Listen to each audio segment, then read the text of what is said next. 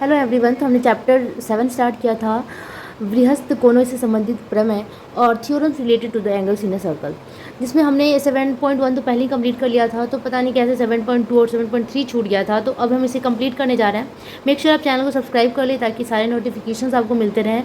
और अगर किसी हिंदी के बच्चे को दिक्कत हो रही है इस चैप्टर में तो प्लीज़ कॉमेंट ज़रूर करें ताकि हम वीडियोज़ को प्रोवाइड कर पाएँ। ना ही आप कॉमेंट करते हैं, ना ही आप लाइक करते हैं। हमारा इफ़र्टलेस हो जाता है जब हमें इनकरेजमेंट नहीं मिलता है। तो प्लीज़ डू लाइक। आप लोग को कोई फ़ी यहाँ पे नहीं देना होता है, आपके कंटेंट हम खुद डाल रहे हैं। और आपको ऐसा अगर लगता है कि हम बहुत ज़्यादा अर्निंग कर रहे हैं तो ऐसा कुछ भी नहीं है, बिल्कुल भी अर्निंग ना के बराबर है। फिर भी कंटिन्यूसली आपके रिक्वेस्ट को सुनना और उस पर अमल करके वीडियोज़ को अपलोड करना बहुत बड़ी बात होती है। आप लोग प्लीज़ इसे अप्रिशिएट कीजिए, एटलीस्ट आप लोग लाइक ज़रूर कीजिए। तो चलो स्टार्ट करते हैं। 7.2 का सबसे टफ जो क्वेश्चन माना जा रहा है, क्वेश्चन नंबर 3। तो क्वेश्चन कुछ इस तरीके से है। एबीसी त्रिभुज में ओ लंब बिंदु है तथा बीसी के ऊपर खींचा गया लंब एडी को बढ़ाने पर एबीसी के परिवृत्त को जी बिंदु पर काटती है, तो प्रमाणित करें कि OD is equal to D G. तो सबसे पहले हम फिगर ड्रॉ कर लेते हैं ताकि हमें यह चीज़ें आसानी से समझ में आ जाए। तो इस तरीके से एक सर्कल बना हुआ है और सर्कल कैसा है, परिवृत्त है। ठीक है, तो सर्कम सर्कल है। तो यहाँ एक ट्रायंगल है, इस तरीके से ट्रायंगल है। और साथ में कहा जा रहा है कि ओ इज़ ऑर्थो सेंटर। ओ क्या है, ऑर्थो सेंटर है। मतलब ओ पर क्या है, एक परपेंडिकुलर ड्रॉन है। ठीक है, तो परपेंडिकुलर ड्रॉन है, ओ क्या है, ओ हमारा सेंटर है और ये ऑर्थो सेंटर बन जा रहा है। ठीक है, तो यहाँ से इसे हम ए बी सी क्या है, ट्रायंगल दिया हुआ है। और A D is perpendicular on B C. A D क्या है, बी सी पे परपेंडिकुलर है, जो कि ओ से गुजर रहा है। ठीक है, साथ में क्या है कि व्हेन ए डी एक्सटेंडेड, जब ए डी को बढ़ाया जाता है, इसको बढ़ाया जाता है, तो वो क्या करता है, intersect the circumference A B C at G. तो जी पे उसको कट कर रहा है। ठीक है, तो कह रहा है कि prove that O D is equal to D G. हमें क्या प्रूव करना है, ओ डी, ये जो डी है, O D is equal to D G हमें प्रूव करना है। ठीक है, O D is equal to D G. ठीक है, तो सबसे पहले हम एक रचना कर लेते हैं। रचना मतलब एक कंस्ट्रक्शन हम यहाँ पे कर लेते हैं। ठीक है, कंस्ट्रक्शन में हम लिखेंगे कि join B and G. B और जी को मिला दिया हमने। साथ ही में परपेंडिकुलर हमें ड्रॉ करना है ओ से होते हुए। सो बी ई एक परपेंडिकुलर ड्रॉ कर लेंगे हम। B is perpendicular on A सी। ठीक है, ये दो हमारा कंस्ट्रक्शन हुआ। ठीक है, अब आगे की तरफ मूव करते हैं। आप देख सकते हैं कि A D is perpendicular on B C है। ठीक है, तो यहाँ पे प्रूफ में हम ये लिखेंगे, A D is perpendicular on A D is perpendicular on B C. A D perpendicular है बी सी के ऊपर। तो हम ये कह सकते हैं कि एंगल ए डी सी, आप देख सकते हैं ए डी सी, ये वाला जो एंगल 90 डिग्री का होगा is equals to angle A D B भी होगा। ठीक है, या फिर इसको ओ डी सी भी हम मान सकते हैं। O D C is equal to 90 degree हम कह सकते हैं, या ए डी सी कह दें या फिर ओ डी सी कह दें। ये दोनों कितने के बराबर हो गया, अलग अलग हम या तो इसको ओ से स्टार्ट कर दें, लेकिन एंगल तो उस डी पे ही बन रहा है, ये 90 डिग्री का एंगल होगा। ठीक है, उसी तरीके से अगेन हम ये कह सकते हैं कि हमने क्या माना था कि B E is perpendicular on A C. तो हम जब बी परपेंडिकुलर ए सी पे है तो हम क्या सकते हैं कि ओ ई सी, ठीक है, एंगल ओ ई सी इक्वल्स ओ ई सी कितना होगा, 90 डिग्री के बराबर होगा। मतलब ये वाला एंगल भी 90 डिग्री होगा। ठीक है, तो हमारे ये दोनों ही एंगल 90 डिग्री का हो गया। ठीक है, अब आप देख सकते हो कि यहाँ एक चतुर्भुज भी फॉर्म हो रहा है। कौन सा, डी सी ई ओ, मतलब एक यहाँ पे क्वाड्रिलेटरल भी फॉर्म हो रहा है। ठीक है, नाउ इन क्वाड्रिलेटरल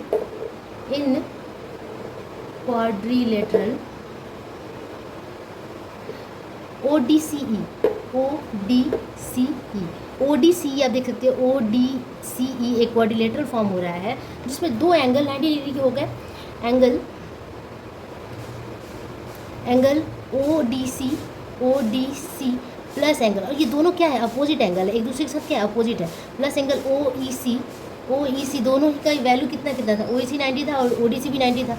तो 90 प्लस 90 कितना हो गया, ये 90 प्लस 90 ये हो गया 180 के बराबर।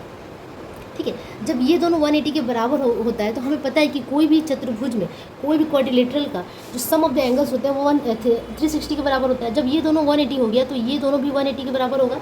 तो हम ये लिख सकते हैं, hence we can say that D O E plus angle ECD is equal to 180 degree, ये हम कह सकते हैं। ठीक है, ठीक है, तो इसे हम मान लेते हैं number 1।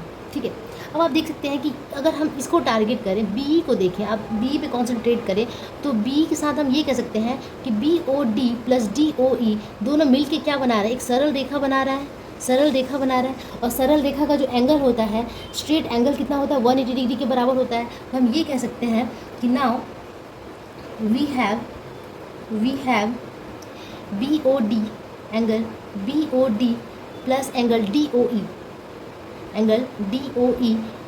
also making 180 degree. This is we can say it is second number. ठीक है, ये सेकेंड नंबर है। ठीक है, अब आप देख सकते हैं ये दोनों में क्या कॉमन है, DOE और DOE दोनों में ही कॉमन है। तो हम ये कह सकते हैं कि ECG plus BOD is equal to 180 degree. ठीक है, तो हम ये कह सकते हैं जब एक पार्ट इक्वल होता है तो दूसरा पार्ट का सम भी इक्वल के बराबर हो जाता है। ठीक है, तो हम ये दोनों पार्ट भी, इधर का पार्ट इक्वल है और इधर का पार्ट में एक पार्ट इक्वल है तो दूसरा पार्ट भी इक्वल होता है। तो हम ये कह सकते हैं कि angle ECG is equal to angle BOD from 1 and 2। ठीक है, अब देखिए, अब इसे हम कहाँ तक लेकर जाते हैं, बहुत ही ईजिली हम बना लेंगे इसे। ठीक है, तो हमने यहाँ पे ECG is equal to BOD proof कर दिया। अब आप देख सकते हैं कि यहाँ पे ECG का एक और रिलेशन बन रहा है। Here we can say angle ECG is equal to ECG कह सकते हैं क्या, ECB कहेंगे, सॉरी ECB कहेंगे।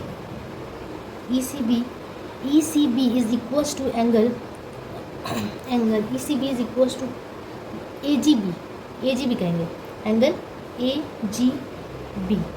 ठीक है, ठीक है, ECB is equal to AGB कब होगा, क्योंकि angles of a same segment, आप देख सकते हैं कि यहाँ पे angles of a same segment के जो एंगल होते हैं, same segments always equal are equal, ये हमें पता है, ये रूल है, angles of the same segments are equal. आप देख सकते हैं यहाँ पे सेम सेगमेंट का एंगल कौन कौन सा बन रहा है, एक तो ये C बन रहा है और ये G बन रहा है। अगर आप इसको ध्यान से देखिए कि इस तरीके से और इस तरीके से, ये दोनों angles of the same segments है, तो ये बहुत एक दूसरे के साथ इक्वल होंगे। ठीक है, लेकिन हमारे पास क्या है कि ECB ये ECB या फिर आप कह सकते हैं ECG। ठीक है, अब यहाँ पे एक छोटी सी मिस्टेक हुई है, यहाँ पे जो बन रहा था DOE प्लस ECG नहीं बन रहा था, DOE प्लस ECD बन रहा था। G कहाँ से आ गया, तो मिला ही नहीं, यहाँ पे D होगा, सॉरी यहाँ पे D होगा और यहाँ पे भी D होगा। ठीक है, तो आप देख सकते हैं कि ECD किसके बराबर है, BOD के बराबर है, ECD, और हमारा क्या है ECB आया है, तो ECB को हम ECD भी कह सकते हैं। तो हमारे पास क्या हो गया कि angle ECD is equal to ECD या ECB ही हम कहें तो ज़्यादा बेहतर होगा। यहाँ पे ECB is equal to AGB आया है ना।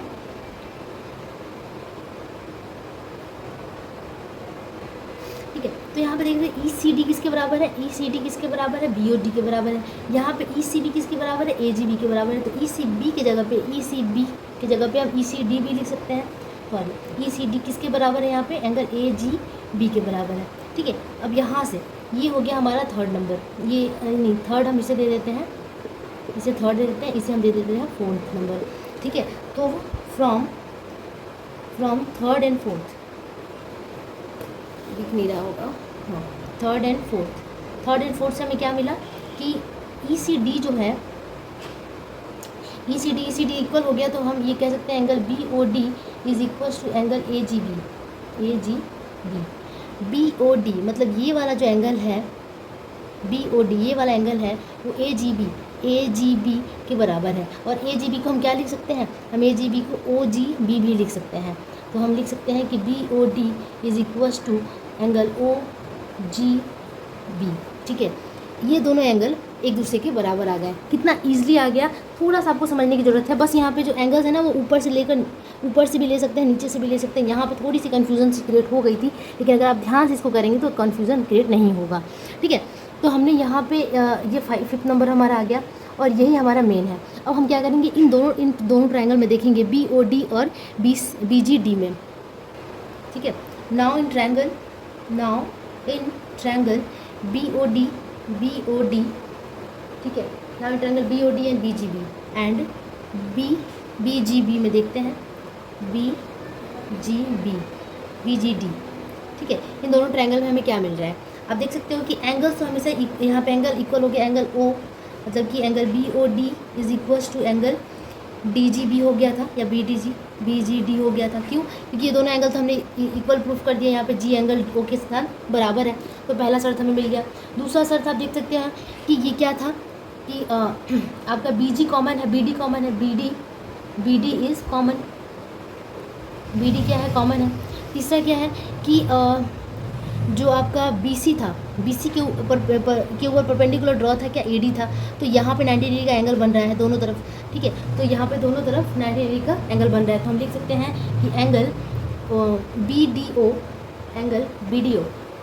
BDO is equals to angle BDG, B नहीं दिख रहा होगा, BDG is equals to 90 degree. अब यहाँ पे 3 शर्तें हो गई, 1, 2 और 3। जब 3 शर्तें हो जाती है तो हम क्या कहते हैं कि दोनों ट्रायंगल आपस में क्या है, कॉन्ग्रुएंट है। तो हम कह सकते हैं कि triangle BOD is congruent to triangle BGD। अब जब ये आपस में कॉन्ग्रुएंट हो गए तो हम कह सकते हैं ना कि OD is equals to GD, OD is equals to DG, OD is equals to DG, ये भी तो एक दूसरे के साथ इक्वल होगा। तो हम ये कह सकते हैं if this triangle is equal hence we can say that OD is equals to DG, और यही हमें क्या करना था, यही हमें प्रूफ करना था। तो this is how we can prove this question, ठीक है। तो थोड़ा सा है जिसमें आपको समझना है, लेकिन अगर आप इसको एक बार समझ गए ना तो आपको ईजिली आप एग्ज़ाम में कर लेंगे। आपको प्लीज़ रट्टाफिकेशन नहीं करना है, आप चीज़ों को समझ के भी कर सकते हैं, फिगर ड्रॉ कर सकते हैं ईजिली।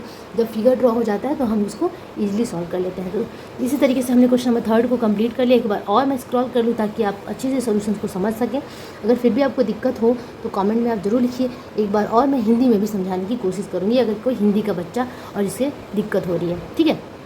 तो इसी तरीके से नेक्स्ट वीडियो में हम जल्दी मिलेंगे, और आप चैनल को सब्सक्राइब ज़रूर कीजिए। साथ ही साथ आप हमारे इंस्टाग्राम पे भी जुड़िए, उसका मैं @स्नेहा गिरी है, क्योंकि मेरा नाम स्नेहा गिरी है, मैंने उसी के नाम से चैनल बनाया है। साथ ही साथ हम कुछ दिनों में ऐप भी लॉन्च करने वाले हैं, तो प्लीज़ हमें सपोर्ट कीजिए। Thank you so much for watching, bye bye, take care.